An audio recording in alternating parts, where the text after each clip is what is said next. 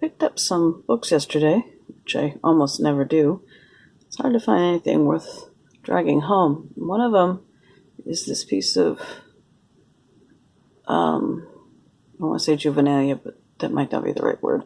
It's a children's book, or a book written for young people. I mean, this isn't really the children's book we're familiar with, but it is beautiful condition. It is Philopena.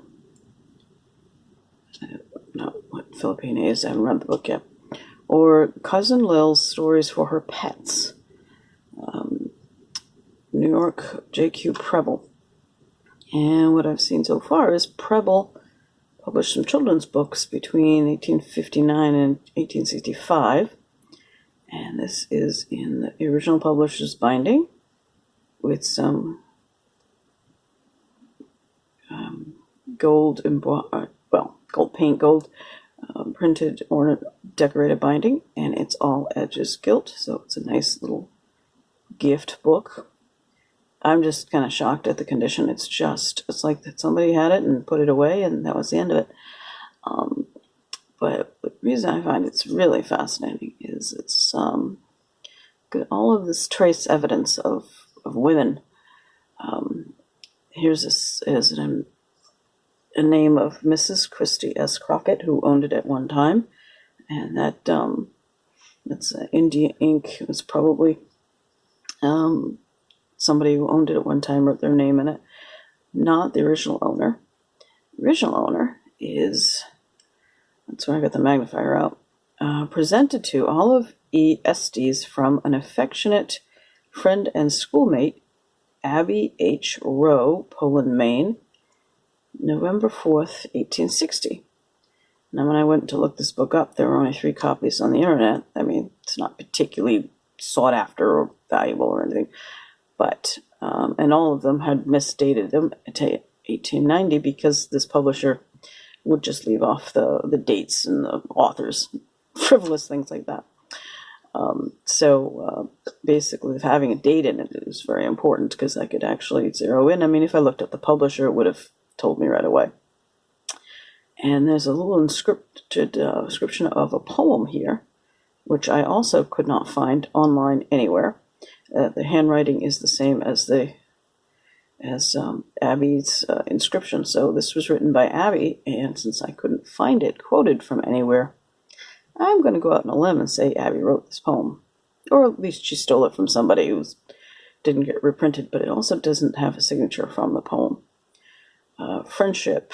There's not a brighter gem on earth than friendship strong and true, and none more lasting and more firm than that I feel for you. Underlined. Oh, never may... Sorry.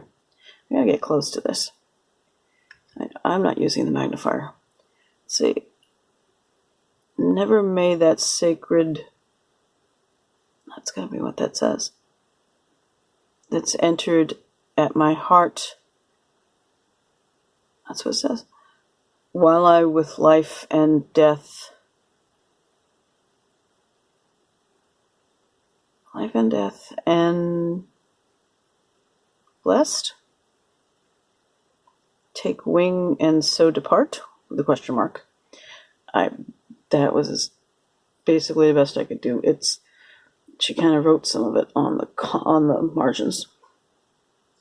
I mean, it sounds like it could have been written by a 17-year-old who is, graduating and going to miss her friend or whatever. Anyways, that is an adorable little book.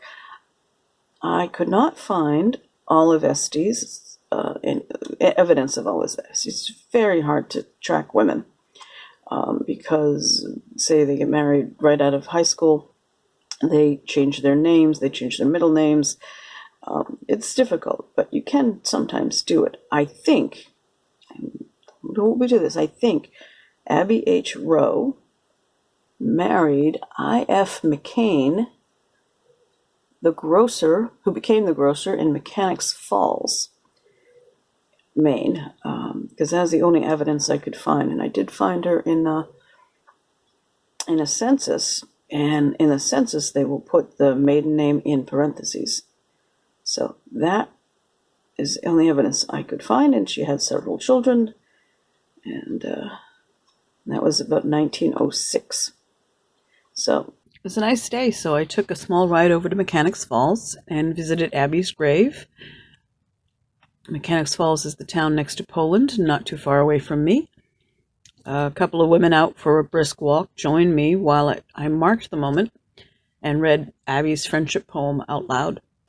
I don't know if she wrote the poem at the front, friendship poem, but perhaps she could have been a poet.